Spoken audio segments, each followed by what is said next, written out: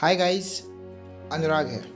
आज हम लोग समझने वाले हैं glimpses of India chapter 7 part 1 a baker from Goa. तो इस स्टोरी को लिखा है लूसियो रॉड्रिगुइज ने।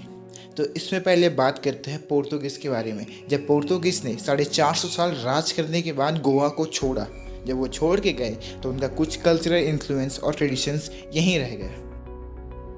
एंड आगे इस चैप्टर में हम लोग यही पढ़ने वाले हैं कि कैसे ऑथर के एल्डर्स अपने पुराने दिनों को याद करके नॉस्टैल्जिक फील करते हैं जब वो गोवा में रहा करते थे। एंड वो डिस्कस करते हैं कि उस समय की सबसे famous cheese lobes of bread हुआ करती थी। उनको खाने वाले तो गायब हो चुके हैं, यानी वैनिश हो चुके हैं, लेकिन उनको बनाने वाले अभी भी एग्जिस्ट करते हैं गोवा में।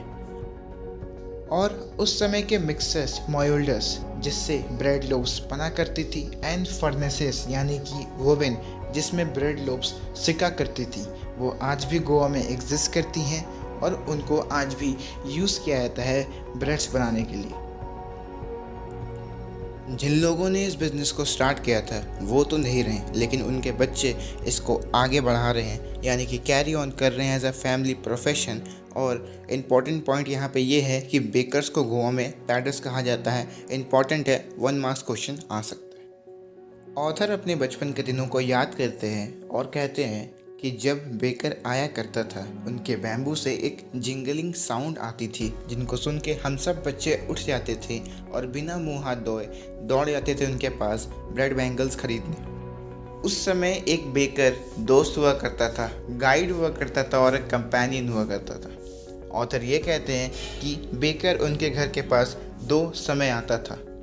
किस तरह आता था? सुबह जब वो अपनी टोकरी में ब्रेड भर के ले जा रहा होता था बेचने, और शाम को जब वो अपनी टोकरी खाली करके घर जा रहा होता था। जब भी मॉर्निंग के समय बेकर आया करता था तो उनकी एंट्री एक म्यूज़िकल एंट्री हुआ करती थी, क्योंकि उनके हाथ में जो बैम्बू था वो झंग झंग साउंड करता था।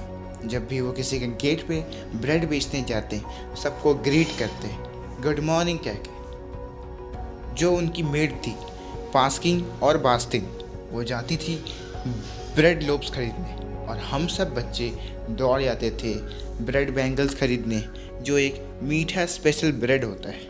और उसी के साथ हमारी मेड सर्वेंट हमें पुश करके असाइड एक कोने में रख देती थी और कहती थी पहले मुझे ब्रेड खरीद लेने दो, फिर तुम लोग अपना ब्रेड बैंगल्स खरीदना। ऑथर ये भी कहते हैं कि उस समय तो उन्हें ये भी ध्यान नहीं रहता था कि उन्होंने प्रॉपरली ब्रश नहीं किया है, और वो ये भी कहते हैं कि उस समय मैंगो लीफ को तोड़ के ब्रश बनाने का ट्रबल कौन लेगा। ऑथर कहते हैं कि क्या ये ज़रूरी है तीत को ब्रश करना? टाइगर तो अपना तीत को कभी ब्रश नहीं करता है, और हम लोग करे भी क्यों जब गर्म चाय से सब कुछ बढ़िया से साफ़ सुथरा हो जाता है।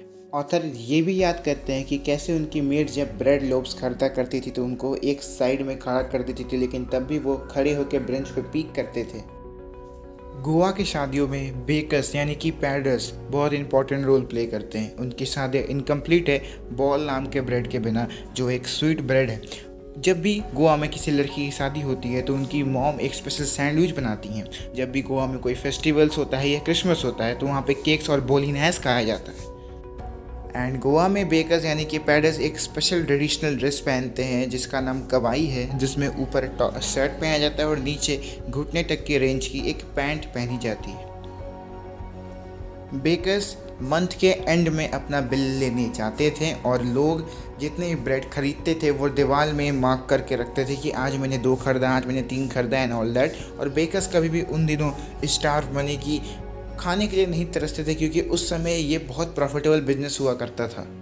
तो ये स्टोरी यहाँ पे ख़त्म हो जाती है और इस चैप्टर का डिटेल नोट्स डिस्क्रिप्शन में दिया हुआ है, तो जाओ डाउनलोड करो, इस चैप्टर को फुल्ली अच्छे से रिवाइज़ कर लो। कंसेप्ट में समझा दिया है, तैयारी करो। मिलते हैं नेक्स्ट पार्ट के साथ।